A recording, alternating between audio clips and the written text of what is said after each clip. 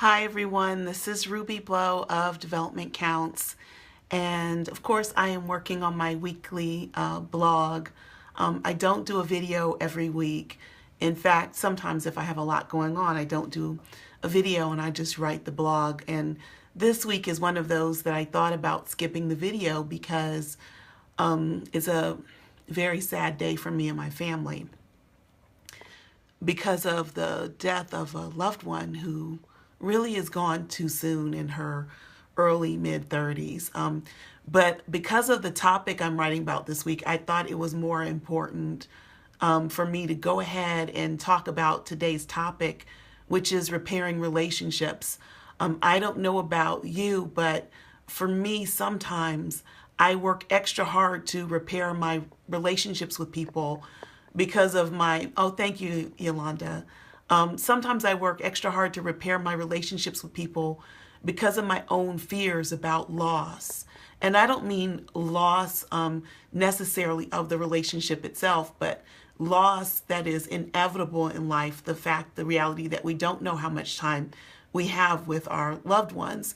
So I make it a point to tell the people that I love them, or to treat them with respect or regard or consideration.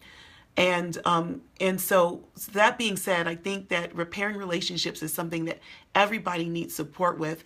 And one of the key ingredients to being able to repair relationships has to do with mutual commitment. So I don't just mean romantic love relationships, although commitment helps if you're in a romantic love relationship. I also mean relationships within family, children and parents, best friends, colleagues. The commitment has to do with, do we both agree that we want this relationship with one another?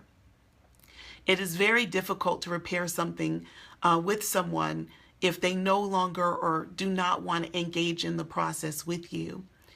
Another important piece, and I've written about all of these, I already wrote the blog, but another important piece is that you cannot force people to be in relationship with you. In other words, loving someone does not require them to be committed.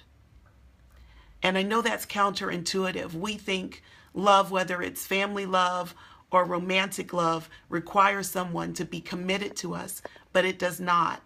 Each person has their own path and their own journey and their own options as to how they're going to move forward in their life.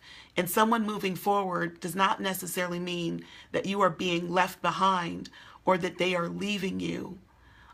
Reconciliation, forgiveness, rebuilding trust, all of these things are contingent upon both people making a mutual decision. And for many people, forgiveness is not just a spiritual imperative, it's an intellectual process. They have to go through the stages of, how can I forgive you or forgive myself? For other people, their anger and hurt that they're harboring towards themselves will block them from allowing people to love them and stay connected or stay committed. They begin to believe that they are not worthy of love or connection because they think that all they do is cause harm to others, right? So it's very complex repairing relationships. So I talk about the 7 stages of repair in my blog post that's going to come out tomorrow morning.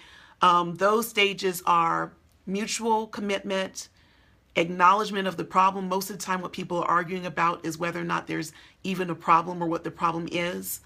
An understanding of each other's deeply held values, a willingness to be vulnerable, being able to give, accept, and receive sincere apologies, forgiveness, which I mentioned before, and then that leads to possible reconciliation.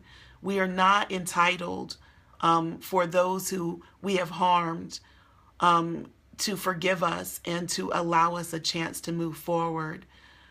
We are not entitled for people to try to work with us towards repairing relationships. In other words, there is a part of this that involves letting go of the desperation to make something work that is not working.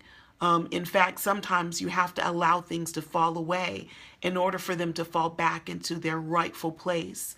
That there isn't sometimes such a thing as going back to the way things used to be.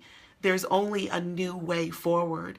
And that new way forward involves all of the things that you learn upon that journey towards repairing relationship. In fact, the relationship that you have to work the hardest to repair is the relationship with yourself.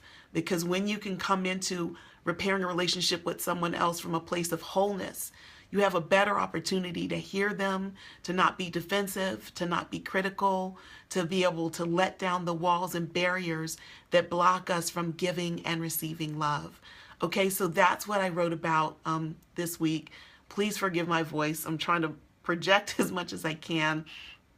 But for those of you who receive my blog, you probably have already signed up at developmentcounts.com. For those of you who want to receive it, you can go there. I also share it on Facebook.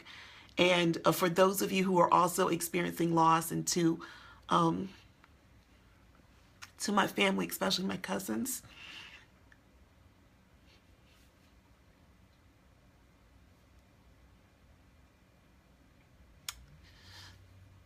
I love you.